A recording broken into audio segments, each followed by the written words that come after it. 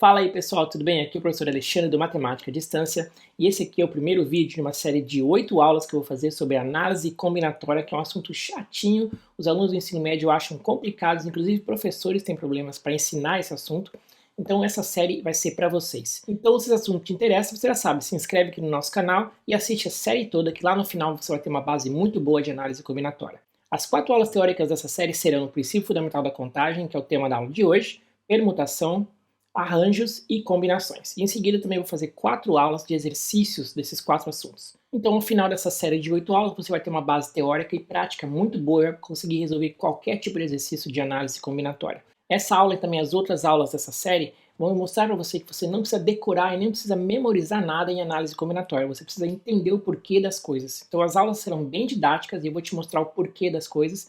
Claro, depois em seguida eu vou mostrar também as formulinhas que tornam a vida da gente um pouco mais fácil. Mas se você tentar memorizar essas fórmulas sem realmente entender o porquê, aí é que você vai ter muita dificuldade, combinado? E essa primeira aula de hoje é sobre o princípio fundamental da contagem, chamado PFC. Vamos para a aula? Eu te vejo lá dentro. Então aqui na nossa série de análise combinatória, essa é a aula 1, o princípio fundamental da contagem, também chamado de PFC. Então vamos entender um pouquinho o que é o PFC. A gente já sabe que problemas de contagem fazem parte das nossas atividades do dia a dia. Por exemplo, quando a gente está planejando uma rota de um lugar para o outro, ou quando a gente está analisando o número possível de senhas para a abertura de um cofre, ou quando a gente vai fabricar diferentes placas de veículos, quando a gente precisa montar tabelas de jogos para um campeonato de futebol e assim por diante. Todos esses assuntos realmente envolvem problemas de contagem. Ao resolver problemas de contagem, a gente vai aplicar estratégias que nos permitem tornar esse processo muito menos complexo e muito mais lógico. Vamos começar então com um exemplo? De quantas maneiras eu posso chegar de A até C passando por B? Bom, vamos pensar o seguinte. Se eu iniciar por essa rota de cima, de A até B, assim que eu chegar em B, eu tenho 3 possíveis rotas para chegar em C.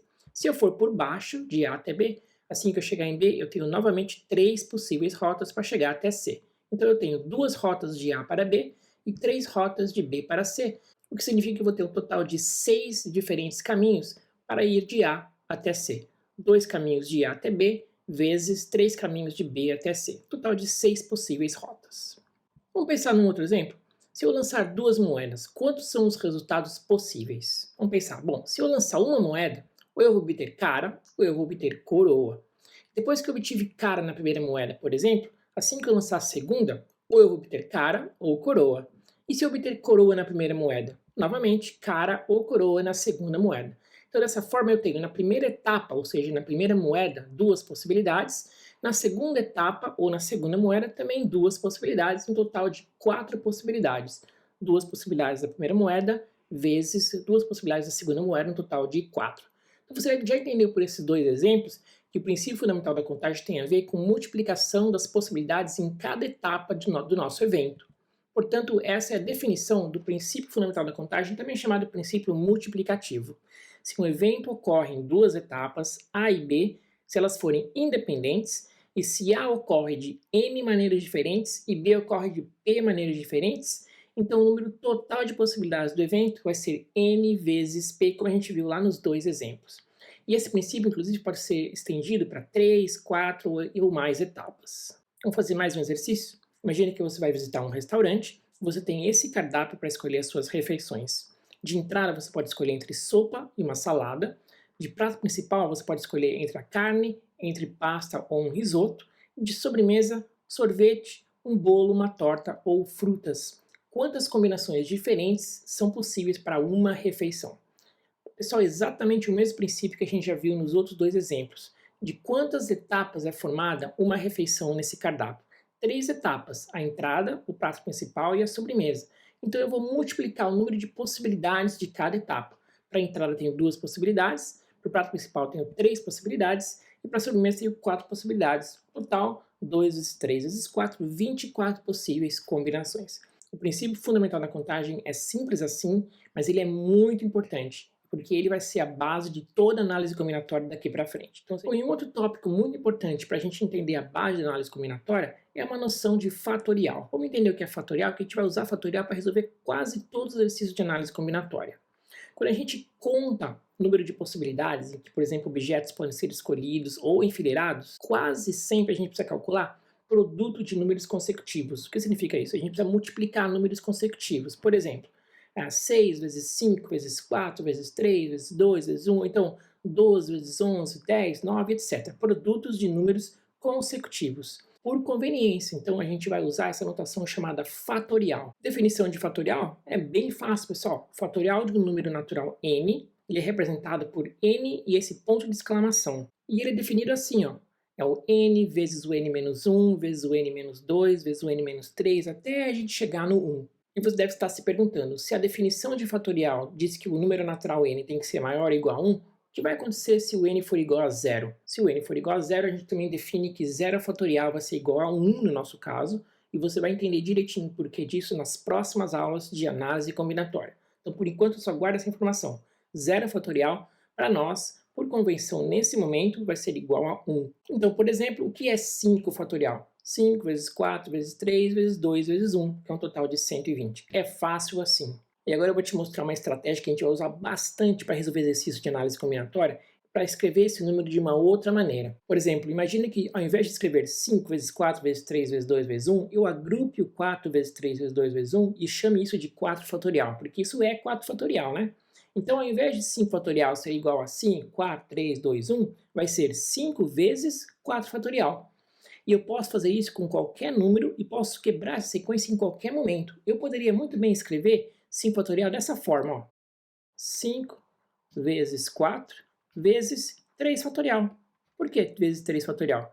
Porque 3 fatorial é 3 vezes 2 vezes 1. Percebeu? Então a gente pode quebrar o nosso número em qualquer momento para simplificar expressões envolvendo fatorial. Uma outra estratégia muito importante que a gente vai usar para simplificar expressões de fatorial é a seguinte, pessoal. Vamos pegar esse produto aí, ó, 10 vezes 9 vezes 8 vezes 7 vezes 6, tá bom? Você percebeu que eu não cheguei até o 1, então isso não é igual a 10 fatorial. Mas eu ainda assim posso escrever esse número usando fatoriais. Vamos entender como? É assim, ó. O 10, 9, 8, 7, 6, eu posso completar isso com 5, 4, 3, 2 e 1.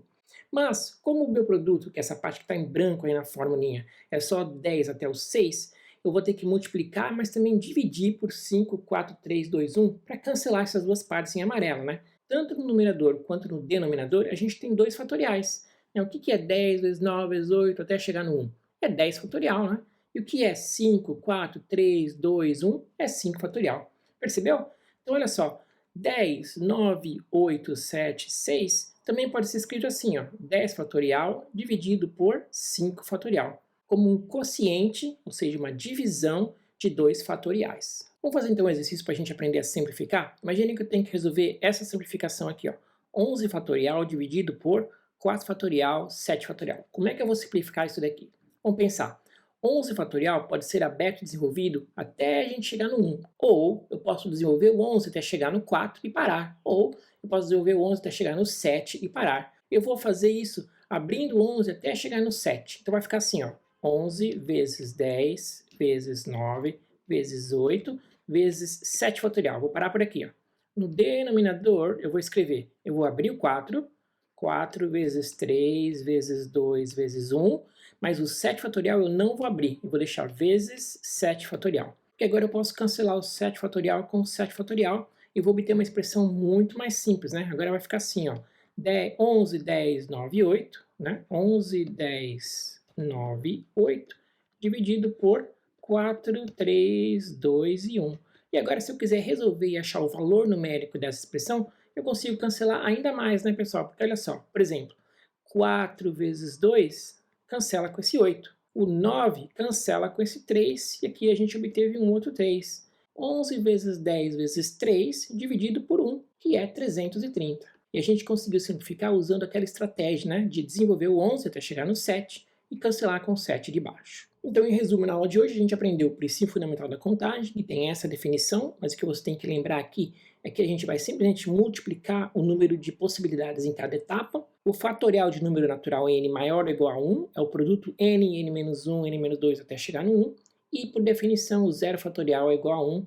Essas são as 3 mais importantes informações da aula de hoje e a base para você entender direitinho o que vem daqui para frente em análise combinatória. E aí, pessoal, gostaram da aula? Eu espero que sim. Bom, essa foi só a primeira aula de uma série de 8 aulas de análise combinatória. Na próxima aula a gente vai falar um pouquinho sobre permutações, ok? Bom, então te vejo na próxima aula. Um grande abraço. Não esquece de dar um like aqui nessa aula se você gostou, porque isso ajuda bastante o nosso canal a crescer. Então eu te vejo lá na próxima aula de análise combinatória. Um grande abraço. Bye, bye.